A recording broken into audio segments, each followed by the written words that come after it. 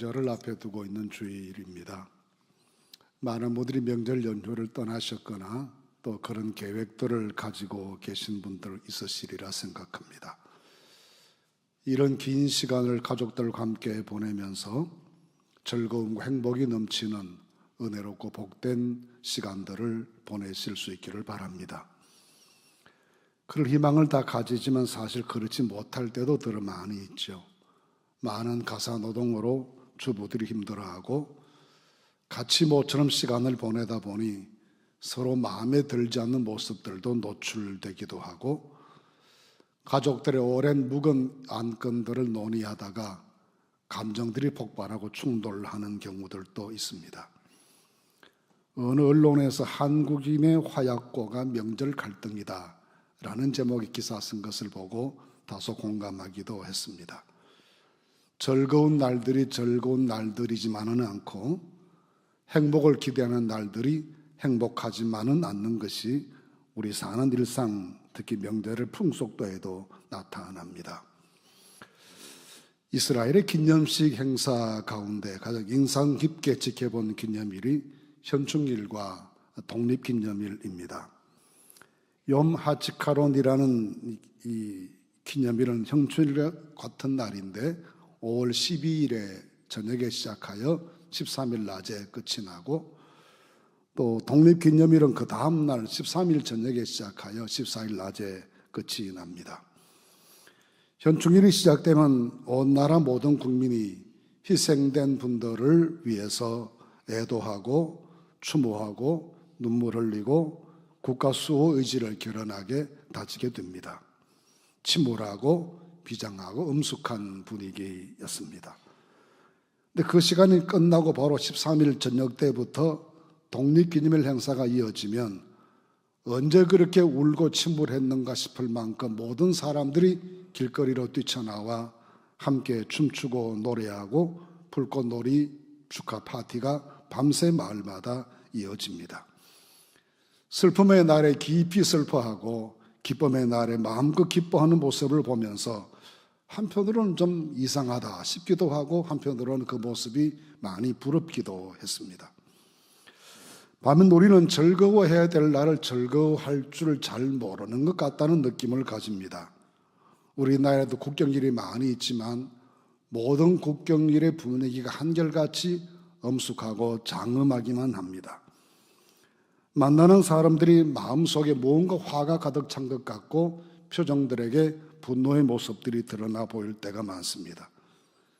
요즘같이 시국이 어수선할 때는 모든 국민들이 마치 조사기관의 요원들처럼 말씀하고 뒤를 캐거나 비판 여론을 확대하고 날카로운 논쟁을 이어가는 모습을 보면서 안타까운 생각이 저절로 마음에 드러나게 됩니다. 명절에는 가족들마다 모두 즐거워야 되는데 아마 틀림없이 시국에 관한 이야기들을 주고받다가 적지 않는 가정들에게서 파열음이 생길 것이라 생각되기도 합니다. 그런데 성경 말씀에는 우리에게 많이 기뻐하라 강조하셨습니다. 기뻐하다는 동사형이 구약의 227회, 신약의 79회, 그 기쁨이라는 명사가 구약의 59회, 신약의 46회나 사용되어서 성경 전체를 관통해 흐르는 신앙인 삶의 중요한 요체 중에 하나가 기뻐하는 것이다 라는 점을 말씀해 주고 있습니다. 예수님께서도 기쁨에 대해서 많이 강조해 주셨습니다. 요한복음 15장 11절에 내가 너희에게 이것을 너희에게 이르면 내 기쁨이 너희 안에 있어 너희 기쁨을 충만하게 하려 합니다라고 우리에게 말씀 가르쳐 주시는 목적이 우리 속에 기쁜 마음이 생기도록 하기 위함이다 하셨습니다. 데살로니가전서 5장 16절 말씀은 항상 기뻐하여서 기쁨의 삶이 일생 지속되어져야 될 신앙인 삶의 핵심이다 하셨습니다. 근데 그게 참 쉽지가 않습니다. 이 말씀의 기본 의미는 인생을 즐겁게 살아야 된다 그런 말씀일 터인데 이 즐겁게 산다고 하는 것이 희희낙낙하는 유흥의 삶을 사는 것이 아니라 자기 삶을 걱정하고 미래를 희망으로 바라보면서 소망 중에 즐거워하고 적극적인 삶의 자세로 생을 기쁘게 살아가는 것을 의미합니다. 그래서 오늘 4절 말씀에도 우리가 이것을 쓰면 우리의 기쁨이 충만하게 하려 함이라 했습니다. 말씀 기록해서 성도들에게 보내는데 그 이유 우리 함께 기뻐하기 위해서다라는 말씀입니다. 그런데 기뻐할 수만은 없는 불가피한 현실이 이 당시에 있었습니다. 신약 성경의 여러 서신들을 해석할 때 해석의 키포인트 중에 한 가지가 누가 썼고 누가 누구에게 보냈는가라는 기록자와 수신자에 대한 이해입니다. 그래야 원래의 저자가 원래의 독자들이 하고 싶은 본래의 말이 무엇인지에 대해서 규명할 수 있기 때문입니다. 그런데 요한 1서의 저자가 사도 요한이라는 것은 고대 교회로부터 오늘에 이르기까지 큰 이론의 여지가 없었습니다. 그는 갈릴리의 비교적 부유한 어부 출신으로 주님의 부르심을 받고 모든 것을 버려두고 주님을 따라 나섰던 충성스러운 주님의 제자였습니다.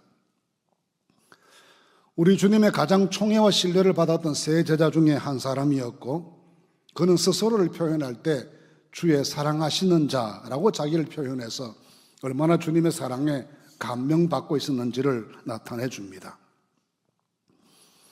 예수님 부활 성천하시고 오순절 성령 강림 이후에는 초대 예루살렘 교회를 설립하는 일에 베드로와 함께 맹활약을 했습니다. 특히 십자가상에서 주님이 분부하셨던 말씀처럼 주님의 모친 마리아를 돌아가실 때까지 잘 보호해 드린 것으로도 알려져 있습니다.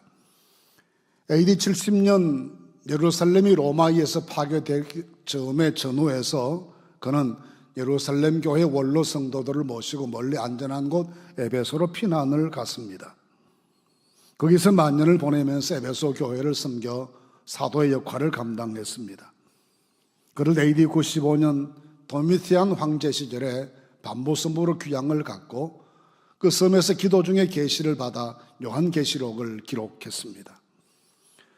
트라이안 황제 때가 되어 100세를 넘기는 장수의 삶을 마친 다음에 하나님께로 돌아갔는데 그 일생 동안 가장 극악한 박해의 시기에 마지막까지 홀로 남았던 유일한 사도로서 교회와 성도를 지키는 일에 전념해서 살아있는 순교자, 사랑의 사도 등의 애칭을 가진 거대한 일생을 살았습니다.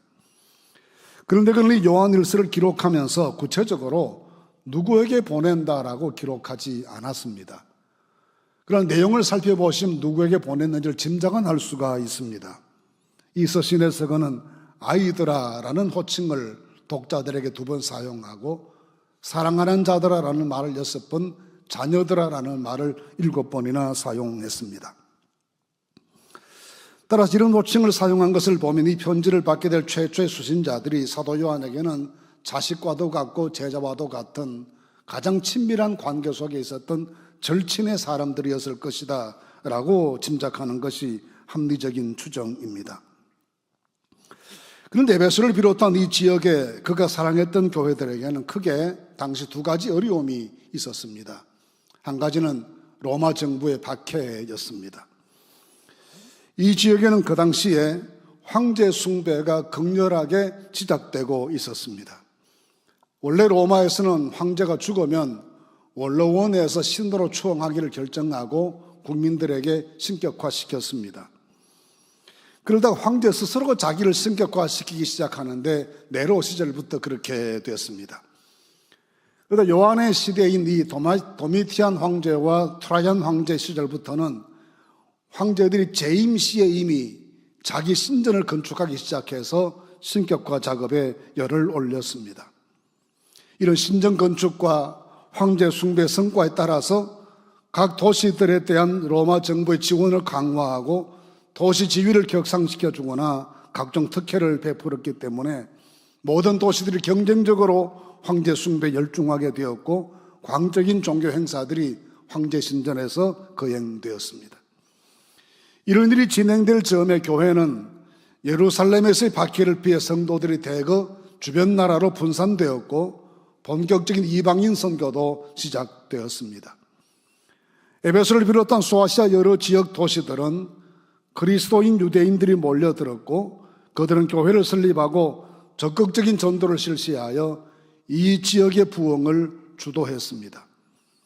당시 이 지역의 부흥의 불길을 묘사하기를 교회 역사가는 마치 갈대밭에 불이 붙은 것 같았다라고 극적인 부흥의 장면들을 묘사했습니다. 때문에 당연히 이 지역의 두 신흥 종교, 로마의 황제 숭배와 교회는 마주 달리는 기관차가 충돌하는 것처럼 대형 충돌을 일으켰고, 결국은 교회에 대한 로마의 대대적인 박해로 이어져서 수많은 순교자들이 생겨나게 되는 비극적인 역사가 이어졌습니다. 또 한 가지 어려움은 교회 내부에서 이단들이 나타난 일입니다. 에베소 교회를 비롯한 교회 내부에 나타난 대표적인 이단이 영지주의자들이었습니다. 이들은 헬라 철학의 이원론에 근거해서 그리스도의 성육신을 부정하고 이 세상에 오신 주님을 가현설로 설명했습니다. 가현설은 사람의 눈에 보이기는 해서는 실체는 존재하지 않는 존재, 우리식으로 말하면 도깨비 같은 존재로 주님을 설명했습니다.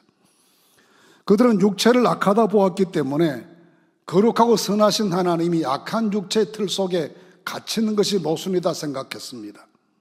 매우 신성을 강조하는 것처럼 보였지만 결국 성육신 하신 은혜를 부정하게 되고 성령 잉태와 동정녀 탄생과 고난과 십자가 죽음과 부활도 다 부정하게 되어 그리스도의 대속의 모든 사역을 무너지게 만드는 엄청난 이단적 결론으로 이어졌습니다. 이에 대하여 요한일서 4장 1절 2절 말씀이 이렇게 경고합니다.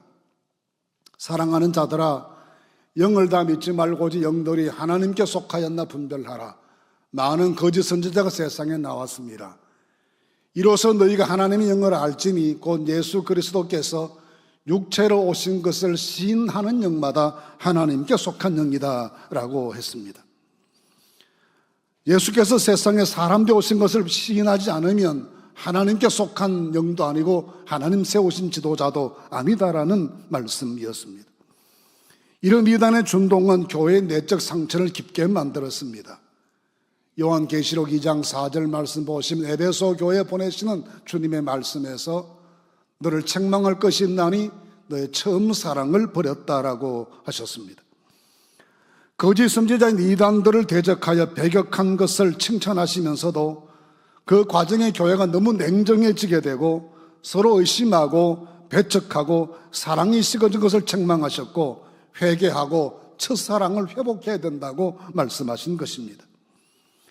이렇게 교회가 박해에 대응하고 이단에 대처하면서부터 비장한 마음을 가져야 가능했고 삭막하고 전투적이 되었고 냉정해져야만 이단들을 척결할 수가 있었습니다. 그러니 함께 기뻐하고 평화롭게 공존하고 행복을 누릴 마음의 여유가 없었습니다. 어쩔 수 없는 일이었고 사람으로서는 불가피한 일이었지만 그 과정 속에 너무 괴롭고 힘들었습니다. 마치 윤활유가 부족한 기계들이 마찰하는 것처럼 매사에 삐걱거렸고 서로 상처를 깊이 나누게 되었고 서로를 힘들게 했습니다. 이런 당시 성도들의 안타까움을 보면서 사도는 서신을 기록했고 그 이유를 서로 우리 가운데 기쁨이 충만하기 위해서다라고 목적을 밝혀줍니다. 어렵지만 현실이 피할 수 없는 어려운 과제를 던져준 것이 사실이지만 그럼에도 불구하고 우리는 기쁨 있는 삶을 살아야 하고 신앙 안에서 누리는 거룩한 즐거움이 우리 속에 있어야 된다라고 강조하는 것입니다. 예수님은 마태복음 5장 11절 12절 말씀에서 나로 말미암아 너희를 욕하고 박해하고 거짓으로 너희를 거슬러 모든 악한 말을 할 때에는 너희에게 복이 있나니 기뻐하고 즐거워하라. 하늘에서 너희의 상이 큼이라 하셨습니다. 아우구스티누스는 이 기쁨을 설명하면서 이 기쁨은 불경건한 자들에게 주신 것이 아니라 당신을 위하여 당신을 사랑하는 자에게 주어진 것이며 바로 당신 자신을 기뻐하는 것입니다라고 그의 고백록에서 고백합니다. 우리 기쁨의 삶을 살아간다는 것은 하나님 살아계심을 기뻐하는 것입니다. 예수 십자가의 구속을 즐거워하는 것입니다. 그 하나님 오늘 우리 삶 속에 함께 계심을 소망 중에 즐거워하고 오늘 주어진 십자가의 길을 노래 부르고 살아가는 자세가 바로 거룩한 기쁨으로 살아가는 것입니다. 우리 힘으로 어찌할 수 없는 불가피한 삶의 어려움과 고난이 우리 삶 속에 스며들지만 그럼에도 불구하고 하나님 살아계시니 주님 우리를 사랑하시니 그가 우리를 구원하시니 그가 우리에게 영생과 부활을 약속하시니 그 믿음 때문에 기뻐하고 즐거워하자는 말씀입니다. 이 거룩한 기쁨이 늘 성도들에게 충만하시기를 주님의 이름으로 기원합니다. 그런데 사도 요한은 이런 기쁨이 충만할 수 있는 길을 1절 말씀에서 이렇게 암시합니다. 태초부터 있는 생명의 말씀에 관하여는 우리가 들은 바요 눈으로 본 바 자세히 보고 우리의 손으로 만진 바다 했습니다. 그는 자기 신앙을 설명하면 내 신앙은 눈으로 보고 귀로 듣고 손으로 만져보는 이 체험적인 신앙이다, 그렇게 설명하는 것입니다. 예수 체험이 자신에게 있다는 말입니다. 물론 그는 예수님의 최측근 제자였기 때문에 생명의 말씀으로 이 땅에 오신 예수님을 직접 뵙고 그 손을 잡고 함께 동고동락하고 그 말씀 직접 듣고 살았기 때문에 체험적인 예수 체험이 그에게 넘칠 수밖에 없었습니다. 그런데 동시에 이 말씀은 예수님은 육체가 없으신 분이라고 주장했던 이 영지주의자들에 대하여 무슨 말이냐? 내가 증인이다. 내가 직접 만나고 내가 직접 손으로 만졌고 내가 직접 그 말씀을 들었고 내가 직접 그와 함께 먹고 마신 사람인데 무슨 그런 소리를 하느냐 하고 공박하는 일갈이기도 합니다.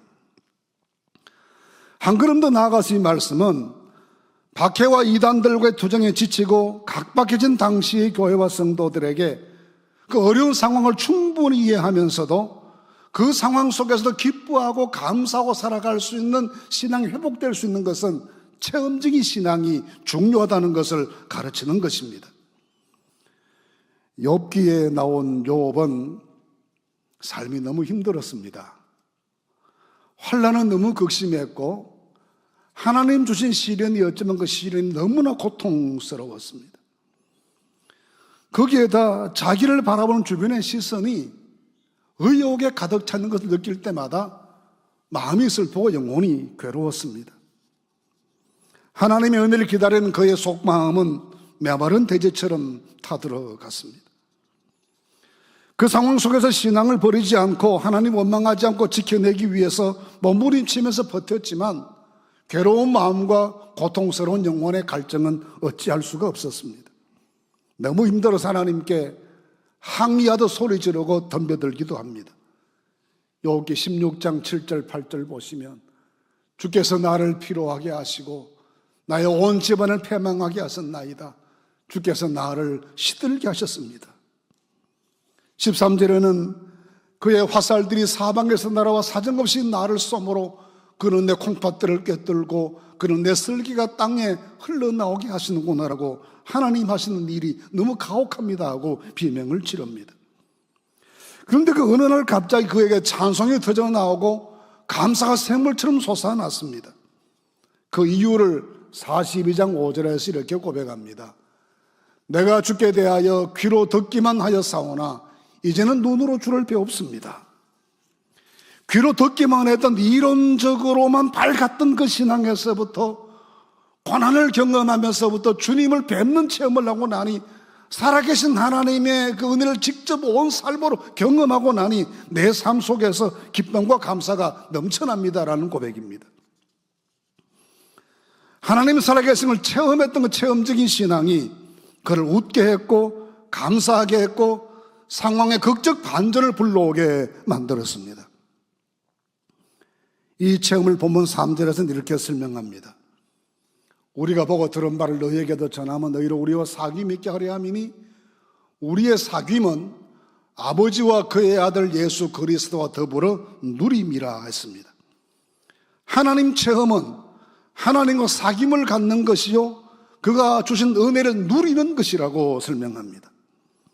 이 사귐이라는 말 우리가 잘 아는 코이노니아라는 말입니다. 교제한다, 친교한다, 나눈다, 또는 소통한다, 이런 다양한 의미를 가진 훌륭한 단어입니다.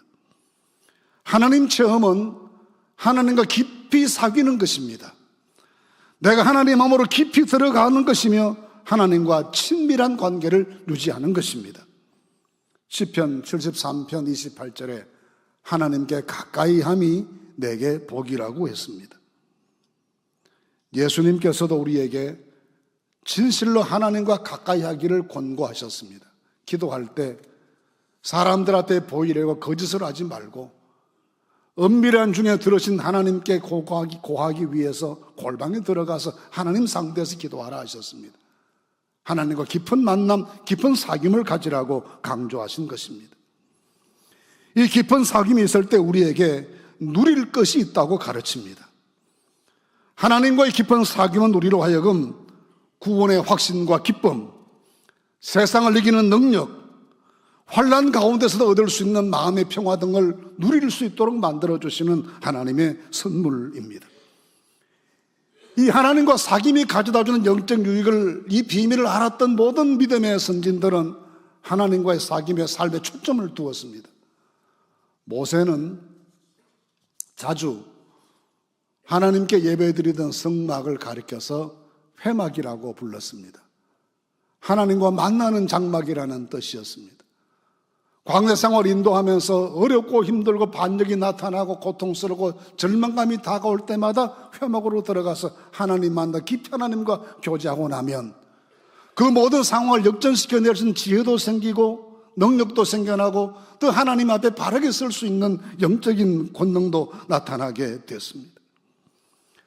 다윗이 사울에게 쫓겨서 피난 생활을 할 때 도저히 숨을 곳이 더 없어서 블레셋 왕 아비멜렉을 찾아가서 은신하게 됐습니다.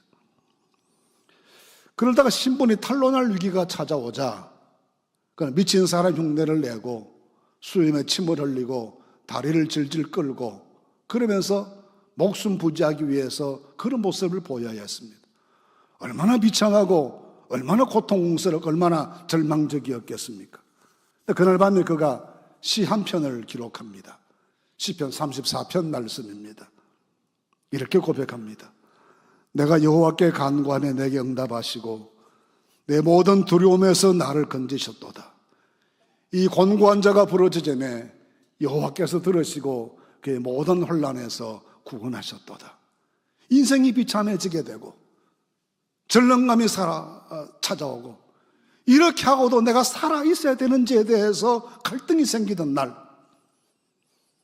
하나님께로 나아가서 하나님과 깊이 교제하고 사귀고 간구하고 부르짖었을 때 그 모든 상황에서 노래할 수 있게 하시는, 찬송할 수 있게 하시는 하나님의 은혜를 그에게 부어주셨습니다.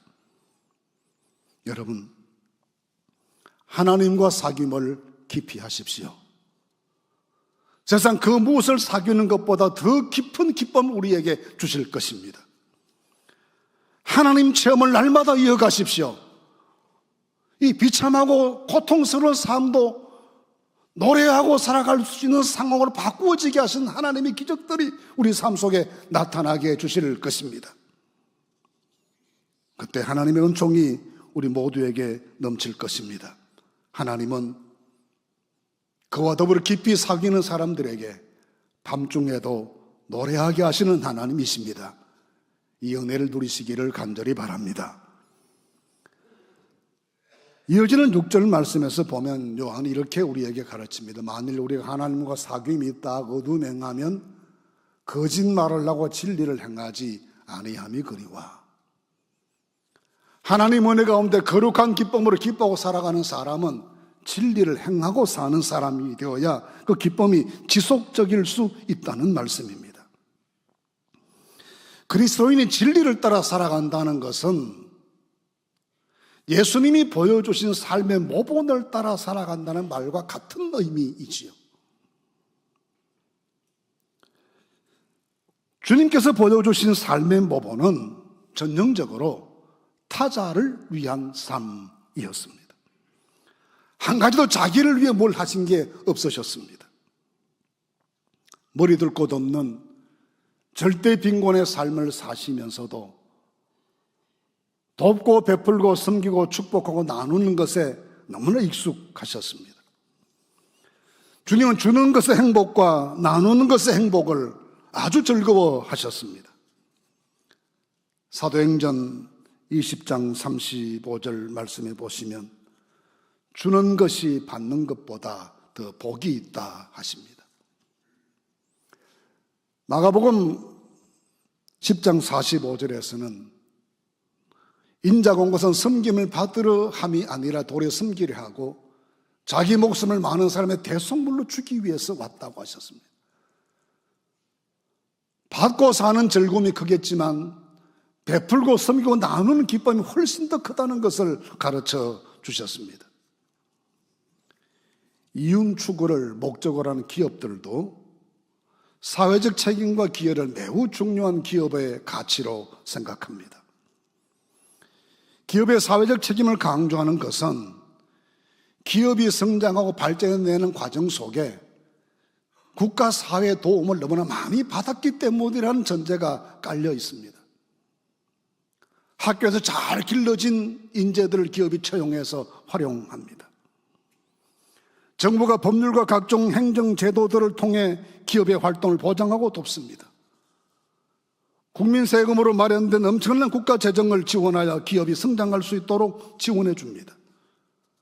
기업의 성장은 기업만의 노력이 아니라 국가사회 전체 지원하에 된 것이기 때문에 그 결실을 사회적으로 나누자라는 의미이죠.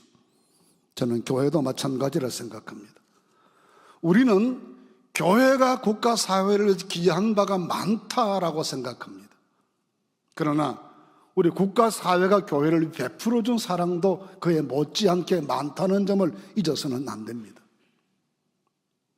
국가사회가 이렇게 나라 안보가 튼튼하고 안전하니까 교회도 결실을 같이 누리지 않습니까? 우리 한국의 아주 초기 시절에 아직도 한국 사회 구성원으로는 받아들일 만큼 세력이 되지 못했을 때 한국 사회는 문을 열고 교회를 우리 한국 사회 구성원으로 받아주고 같이 나라를 위해서 일할 수 있는 기회를 교회에 제공해 주었기 때문에 교회가 빨리 이 역사에 정착할 수가 있었습니다. 이 사진 한번 보시죠. 이 사진을 보시면 부산 초량교회의 건축헌금 명단입니다. 당시에 초량교회가 교회를 지으면서 돈 10,000원이 들었다고 했습니다. 14,000원이 들었답니다. 저기 2,000원 헌금하신 분이 계세요. 안 믿는 분이에요.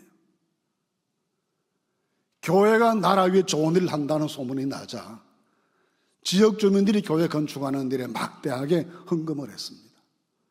이런 일이 저 교회만 있었던 건 아닙니다. 그때부터 모든 동네에서 예배당을 지을 때마다 크든 작든 동네 주민들이 다 협력했습니다. 해방 이후에 정부가 교회에 군목제도를 허락해 주었습니다. 그래서 한국의 군선교, 청년선교에 결정적인 계기를 잡을 수 있었던 것이 군목제도였습니다. 정부의 배려였습니다. 자유로운 신앙 활동을 법률로 보장해 줍니다. 사회에서 훈련되고 교육받은 많은 인재들이 교회 안에 들어와서 활동하고 봉사해서 교회 성장에 기여합니다. 이 모든 것들이 다 국가 사회로부터 우리가 받아 누리는 혜택들입니다. 이런 측면이 있기 때문만이 아니라 교회는 기본적인 존재 이유 자체가 세상의 구원을 추구하는 것이기 때문에 근본적으로 타자를 위한 공동체로 설 수 있어야 합니다. 미래는 현재의 기획이다라는 말이 있습니다.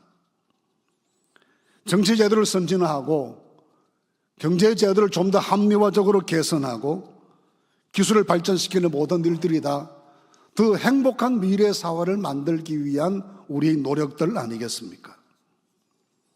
그렇다면 교회나 그리스도인의 오늘의 삶도 더 나은 미래, 더 나은 교회, 더 나은 후손들의 시대를 만들어주기 위한 기획이 되어야 하는 것입니다. 그 기획이 어떻게 더 많이 우리가 나누고 더 잘 섬기고 더 많이 베풀 것인가에 초점을 둔 기획이 될 수 있을 때 우리 미래가 밝아지는 것입니다. 그래야 우리에게 하나님께서 주시는 거룩한 기쁨이 더 충만할 수 있도록 성령께서 은혜를 베풀어 주실 것입니다. 히브리서 12장 2절 말씀에 그 앞에 있는 기쁨을 위하여 십자가를 참으셨다고 우리 주님의 삶을 설명합니다. 십자가를 참으시는 과정을 통해서 청량할 수 없는 기쁨을 누리시는 주님의 은총이 이루어지게 되었다는 것입니다. 섬김과 헌신의 즐거움이 가득할수록 내 삶 속에 누릴 수 있는 하나님의 축복도 엄청나게 확장될 수 있다는 점을 기억해야 합니다. 이 좋은 시간들을 보내면 가족들 사이에도 이 베풀고 나누고 섬기는 정신으로 만나고 교제하시는 축복된 시간들이 될 수 있기를 간절히 바랍니다. 진리를 행함이 우리에게 기쁨이 될 것입니다. 우리 모두에게 현실이라는 부정하지 못할 어려운 사정들이 누구에게나 있습니다. 그런데 과정 속에 하나님을 기뻐하십시다. 주님 우리와 같이 계심을 즐거워하십시다. 어렵지만 극복하면 더 좋은 날 주실 것을 소망으로 보고 즐거워하고 살아가십시다. 더욱이 주님이 보여주신 본을 따라 섬기고 베푸는 것에 삶의 의미를 두고 살아가면 작은 나눔을 통해서도 큰 기쁨을 얻게 하시는 하나님의 은혜가 우리 모두와 함께할 줄로 믿습니다. 소유나 욕망이 주는 기쁨은 찰나에 불과하고 더 큰 욕망에 대한 갈증 때문에 마음이 더 괴로워질 수 있지만 나누고 베푸는 것의 즐거움은 청량할 수 없는 샘물처럼 우리 영혼에 흘러차고 넘치게 될 것입니다. 주님을 닮은 이 모습으로 진리를 행하는 성도들이 되셔서 지속적인 하늘의 기쁨이 충만한 하루하루를 살아가시게 되기를 주님의 이름으로 기원합니다.